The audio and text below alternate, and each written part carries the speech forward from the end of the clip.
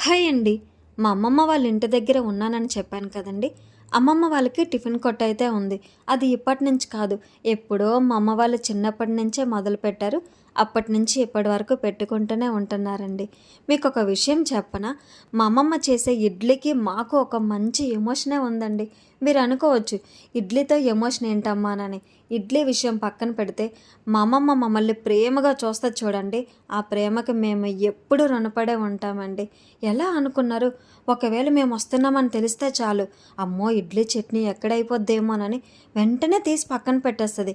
ఒకవేళ అమ్మమ్మ వాళ్ళ ఊరు నుంచి ఎవరైనా మా ఊరు వస్తున్నారు అనుకోండి, వెంటనే కవర్లో ప్యాక్ చేసి పంపించేస్తుంది, తింటారు కదా అని.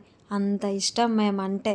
కాకపోతే మా అమ్మమ్మ నాకు ఎప్పుడూ అంటూ ఉంటుంది, నేను ఎక్కువ ఇడ్లీనే ఇష్టపడుతూ ఉంటాను టిఫిన్స్ అన్నిటిలో. నువ్వు చిన్నప్పుడంతా ఇడ్లీ తినే బ్రతికేవమ్మానని. ఇంకొకటి ఏంటంటే, మా తాతయ్య ఎప్పుడో 2 ఇయర్స్ బ్యాకే చనిపోయారండి. అయినా సరే టిఫిన్ కొట్టు పెట్టుకోవడం అయితే మానలేదు. మేము అంటూ ఉంటాము, ఇంకా ఎంత కష్టపడతావు అమ్మమ్మ అని.